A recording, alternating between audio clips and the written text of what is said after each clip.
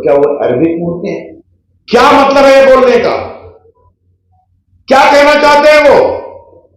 भारत समझते हैं वो? गैर जिम्मेवार, शर्मिंदगी से भरा भारत का अपमान किया है राजीव गांधी और राहुल गांधी के सबसे बड़े सलाहकार ने अमेरिका की जमीन से बैठकर, और आपने चुपके से उसका इस्तीफा लिया है। इतनी भी हिम्मत नहीं है कि उसके इस भारत के तिरस्कृत करने वाले शर्मनाक बयान की निंदा भी करें। इसलिए इस सवाल को उठाना जरूरी है। मैं उठा रहा हूं। मैं भाजपा के मीडिया पटना में बात कर रहा हूं, लेकिन मैं राष्ट्रीय स्तर के विषय उठा रहा हूं। मैंने चुनाव प्रचार में था, उम्मीद किया कि रात तक राहुल गांधी कुछ बोलेंगे, रोज बोलते हैं, प्रियंका जी रोज बोलती हैं, खड़गे साहब को कौन कितना पूछता है पता नहीं है। आजकल लालू जी भी व्हाट्सएप पर, एक्स पर बोलते हैं, तो लगा एक्स पर लालू जी कुछ बोले, सभी खामोश। ये हैं बड़े सवाल। भारत उत्तर से दक्षिण, पूरब से पश्चिम एक है। जहां पर उत्तर में वैष्णो देवी है, केदारनाथ, बद्रीनाथ है, अमरनाथ, दक्षिण में कन्याकुमारी माता, पूरब में माता कामाख्या देवी की पूजा, भगवान शंकर की पूजा, पश्चिम में अंबा देवी में मां की पूजा, सिंध में विंध्याचल है, अजमेर शरीफ की पूजा, दक्षिण में सारे मंदिरों का मैंने नाम बताया। सबसे बड़ा, सबसे पुराना चर्च दुनिया का केरला में स्थापित हुआ। कुछ समझते हैं? जो पारसी आए थे ईरान से प्रताड़ित होकर, उनको शरण कहां मिली थी? गुजरात में ना, आपको मालूम। थोड़ा तथाकथित विद्वान सैन पित्रोदा को भारत का सांस्कृतिक इतिहास समझाने की कोशिश कर रहा है। कोई नई बात तो है नहीं। सुना है कांग्रेस के इक्का दुक्का नेता उनका समर्थन कर रहे हैं। राहुल गांधी हमेशा कह देते हैं कि भारत को भाजपा तोड़ती है। राहुल गांधी भाजपा को, देश को आपके विचार को और आपके विचार को प्रमोट करने वाले और आपको ट्रेन करने वाले तोड़ते हैं।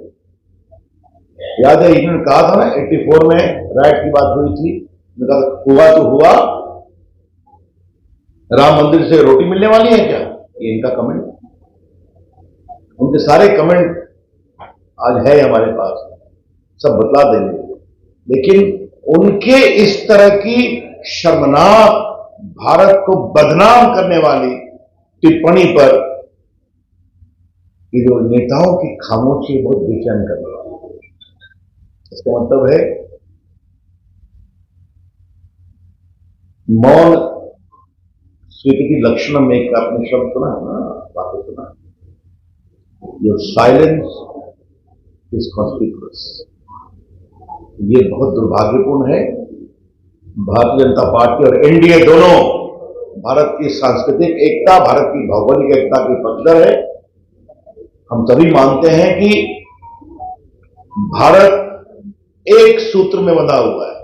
विविधता है, खान पान की विविधता है, बोली की विविधता है, संविधान में 25 भाषाओं को संवैधानिक दर्जा दिया गया है, वो तो है, और हम उसको बहुत सेलिब्रेट करते हैं। हमारे बिहारी में देखिए, मैं भोजपुरी बोलता हूं, उधर मैथिली बोली जाती है, कहीं अनिता बोली जाती है, कहीं मगही बोली जाती है। इसका क्या मतलब है? हम कहीं बाहर से आएगा। तो अब मैं समझ गया कि राहुल गांधी जो हिंदुस्तान नहीं समझने का कारण क्या है। उनके गुरु ऐसे घंटाल लोग हैं, मैं पूरी जिम्मेवारी से कह रहा हूं, गुरु घंटाल लोग, वो उनको सिखाते हैं। और इन्होंने कहा था कि इनहेरिटेंस टैक्स लगाएंगे, तो मतलब इनका इरादा था कि हम संपत्ति को लेकर के आपके ऊपर और टैक्स लगाएंगे और ले लेंगे।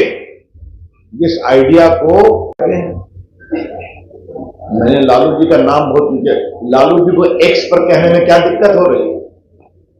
आपसे पूछ रहा हूं, तेजस्वी यादव क्यों खामोश है?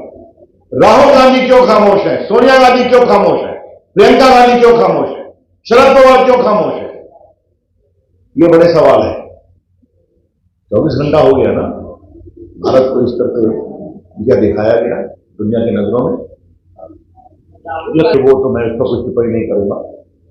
भारत के राष्ट्रपति के पद की मर्यादा है। कांग्रेस ने कहा था इस बात की, हमने हिरन भेज दी थी तो उन्होंने कांग्रेस के राष्ट्रपति के पद की मर्यादा है और मेरी बहुत गौरव की बात है कि आदरणीय द्रौपदी मुर्मू जी बहुत ही मर्यादा के साथ भारत के राष्ट्रपति की तरह काम कर रही है। पहली आदिवासी बहुत ही समझदार गरिमा में नेत्री आज भारत के राष्ट्रपति, उनको बहुत गर्व है। लेकिन मैं श्रीमान सैम पित्रोदा के सवाल से एक बात करूंगा कि अगर अफ्रीकी मूल की बात करते हैं तो देश के आदिवासियों के बारे में क्या सोचना है, क्या कहना है? इसलिए जो रंग भेद की बात कही गई है उसको समझना बहुत जरूरी है। ये असंवैधानिक है, भारत की सांस्कृतिक सभ्यता एकता के खिलाफ है और भारत के लोगों के जनमानस को आहत करता है।